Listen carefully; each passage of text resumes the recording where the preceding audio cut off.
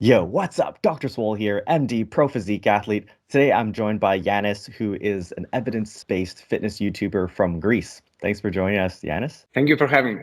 And today we're talking about a fun topic, which is our favorite exercises for each muscle group. I think this will be an enjoyable one and useful for most people because you'll see a lot of these exercises featured in my programs, and we'll be hearing Yanis's as well. So it'll be some great inspiration. So just jumping right into it, we're going to be talking about each of our favorite exercises for the late beginner. So it's kind of someone who's been training for 1 to 2 years, and our reasons for why, maybe a little tip here and there for them as well. So starting off with the chest, Yanis, what's your favorite?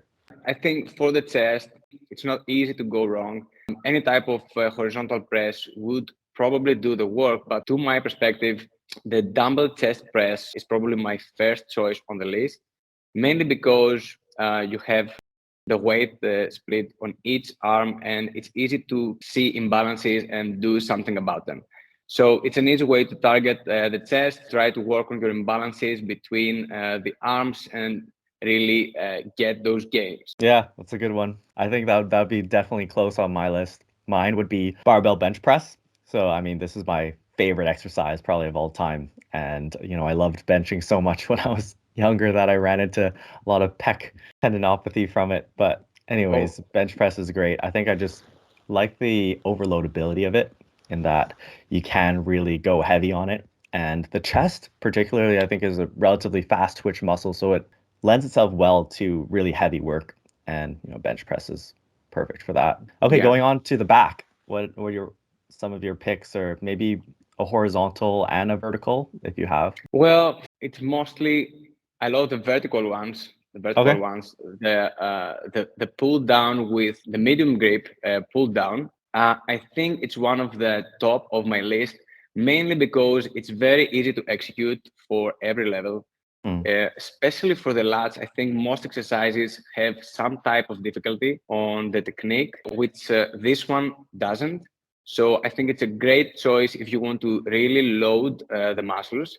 And I think that it has also a good transfer to exercises like the traditional pull up. So if someone wants to work both of these components, both the hypertrophy of the lats and this body weight exercise, it's a great way to do that. Yeah, yeah, that works me into, my favorite, which is chin-ups and particularly weighted chin-ups. But, I get asked often on my videos, well, what if I can't do a chin-up? So I think the lat pull down or some kind of assisted chin-up would help you work up to those. But I really like weighted chin-ups just because of you get a huge overload in a stretched position. So, the chin-ups really get you at the bottom of the movement when your shoulders are stretched out. So I think that works really well. And it also lends itself really well to overloading. So you can even add 2.5 pound plates at a time. So you can slowly overload things. In terms of Yeah. back, I also, in terms of the horizontal, I like a single arm dumbbell row. That was probably my favorite starting out as a beginner. You have the ability to, isolate both sides, but also get a big stretch at the bottom where I feel like you can unlock even a little bit more range of motion with a single arm variation than a two-sided row. For the horizontal, I think my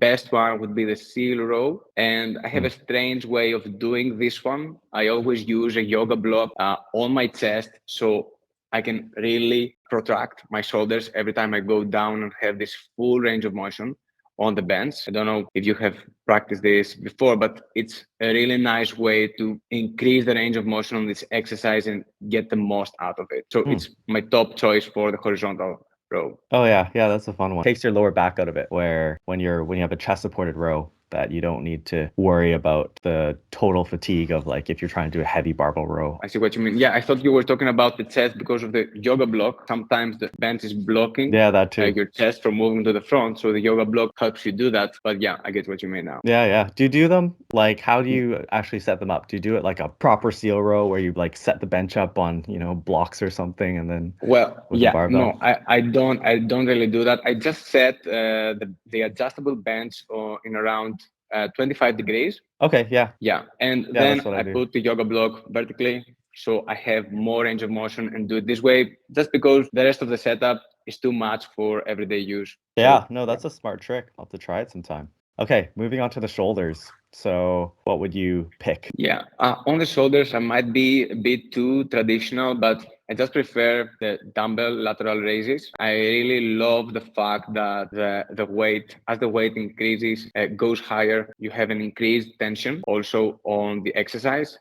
Instead of the constant tension that you have from the cables. And actually, I was seeing also some evidence from back from 1995 that the side delt is more activated during the end position of the lateral raise. Accessory muscles like the supraspinatus that are more activated at the start of the movement. So I think that it's great to have a simple exercise like the dumbbell lateral raises, where you already get an increased tension as the arms go higher. So I think it's a great exercise for these two reasons. I'm gonna have to, be the arch nemesis here because I'd go with a cable lateral raise, and exactly for that reason that you get the constant tension. I think that, I think both can work. I love dumbbell raises and I include those in my program as well. But I do like the constant tension of the cables. One thing that I'll do for people is I'll get people to pause at the top. I think that works really well because one of the biggest issues people have with lateral raises is the cheating, right? Where people will swing things up or,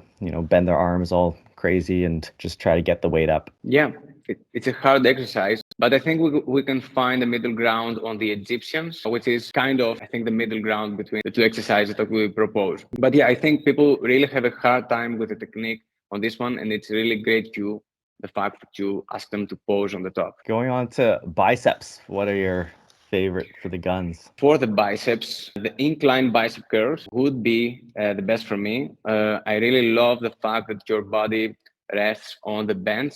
You really have nothing to worry about and only concentrate on what is happening to the biceps during those last hard repetitions. So I think also is one of the best positions from a biomechanics standpoint for the long head that really creates the conditions to give a really strong stimulus for hypertrophy. It's also very fun to do for me. Yeah, absolutely. Yeah, my pick is just like yours, just a variation of it. It's called the line curl, and it's basically an incline curl, except you're actually lying flat on your back on the bench, all the way back, and it just gives you an extreme stretch at the bottom. I found this in the old bodybuilding books. I think it was from Joe Weider, but it's one of those old school exercises that you never see anyone doing anymore, but I found it when I was starting out, and I love it because it puts you in that stretched position. And we're starting to get some research nowadays showing that, the stretched position, stretched loading may be advantageous for hypertrophy. And this is something that I've always found worked well in my experience. So yeah, a line curl.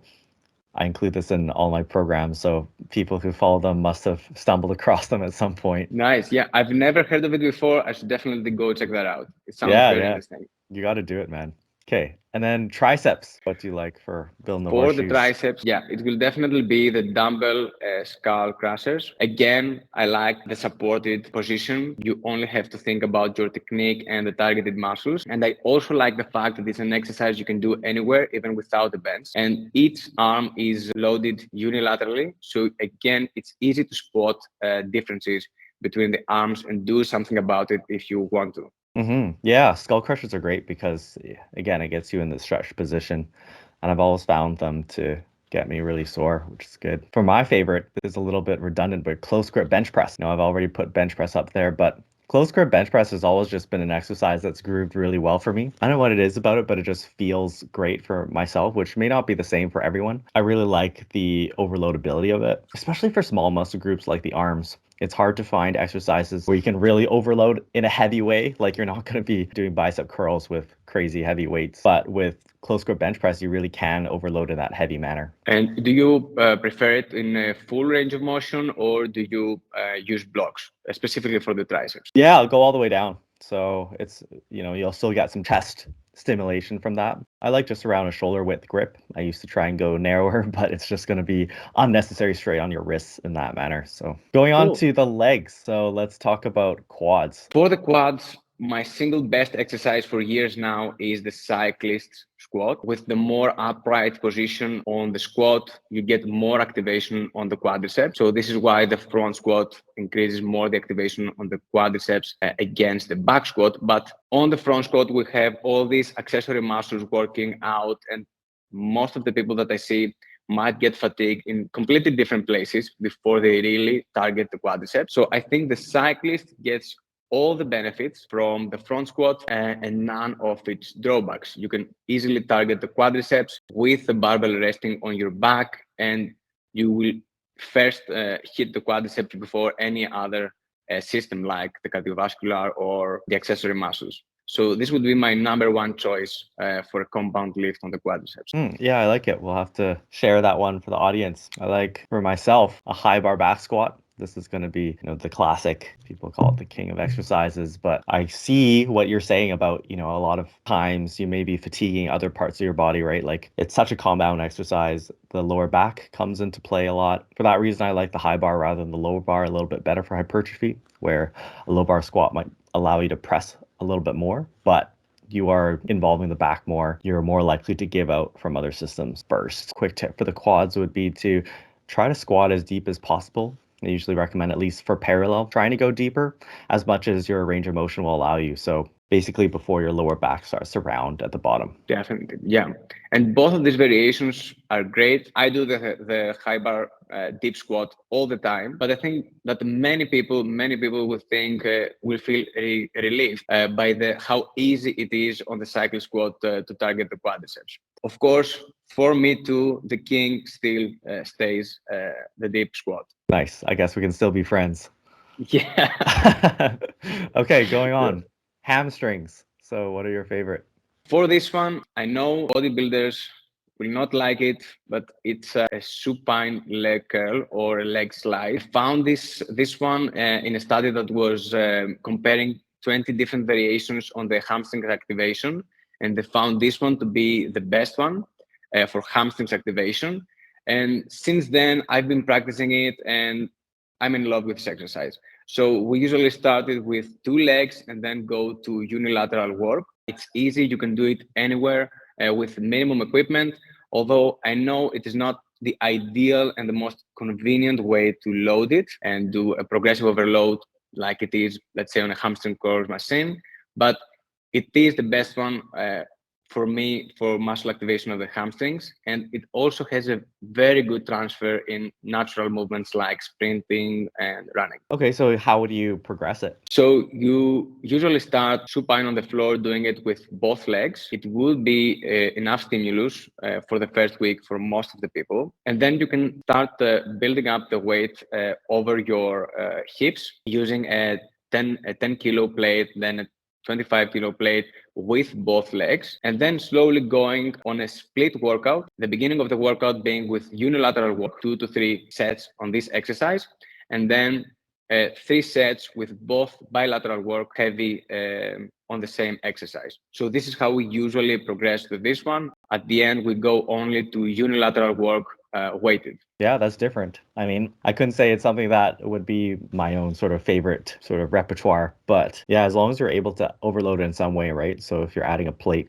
to it, it could be an adjunct exercise. You could still overload it potentially, and it'd be nice for people who don't have a lot of equipment, like lockdown workouts. Exactly. Yeah. There are also other ways. Some people have straps on their ankles with cables or bands. So while they slide the heel close to the body, they have the resistance of the band or the cable. But I think the best way is with weights over the hip joint is the easiest way. Cool. Yeah, so for myself, it'd be RDLs, so Romanian deadlifts. I just find that these put a huge stretch on the hamstrings without as much of the total systemic fatigue of deadlifts.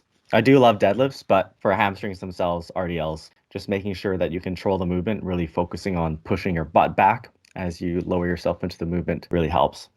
Okay, let's move on to glutes. When it comes to glute, I don't know if we're going to disagree on this one, but I don't think there's a better exercise than the barbell hip thrust. It's the easiest way to load this exercise, very easy to perform. You just have to extend the hips, and I couldn't think of any other exercise on the glutes. I'm very curious to see your take on this. Yeah, I agree. So, finally an agreement here. Yeah. No, but Yeah. yeah, I think they work really well for just putting a lot of stimulus on the glutes. They are relatively less fatiguing than a lot of other barbell compounds, which is kind of nice. I think the one point to make sure people get is to really lock out at the top. because all the stimulus of the movement comes at the very top of the movement. You can really cheat yourself of a lot of glute stimulus if you don't truly lock out. Like even if you're only a couple of inches short, you'll be losing out a lot on that.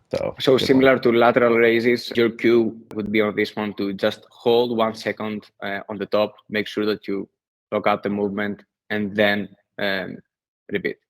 Yeah, I don't pause them at the top. I like to program them in a relatively strength-oriented fashion, so like going heavy, just making sure that people do get to the top. But yeah, locking out can totally work, and pausing in that lockout as well. Yeah, of course, that makes sense. Yeah, because the heavier you go, it's harder to do these techniques and do poses on certain positions of the exercise. Okay, yeah, finishing off calves. Yeah, for the calves, a single leg calf raise on the calf raise machine or the Smith machine would be my top choice for the calves. And my main priority with the calves is to work them unilaterally, because I think that unlike other body parts, the calves is the body part that you see most of the people having huge differences between the two sides. So I think for this reason that it is essential to have at least some part of your training with unilateral work on this one.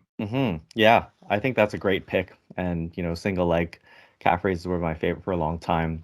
I think my current favorite for calves is the leg press calf raise. The leg press is nice because most people have access to it. Like not everyone has fancy calf machines depending on what you want to do, but it's a great one because you can superset it with leg presses. You can still get a great stretch. You can get the full range of motion, and it kind of takes the rest of your body out of it. So you don't need to be worrying that your grip is going to give out carrying a heavy dumbbell for a long set of calf raises or something like that. And you can overload it really heavy. That's kind of one that I've really enjoyed more recently. Yeah, and it's also like doing a donkey, but on a seated position. So it's a great way to perform it that way. Yeah, I believe that it's a great variation, especially if you want to keep your knees completely straight and really get that stretch. Yeah, I think it's a great choice. Yeah, good stuff. So I think that was a fun little sidebar on our different exercises and top picks. Thanks again for being on the show, Yanis. Thanks for having me. It was a pleasure.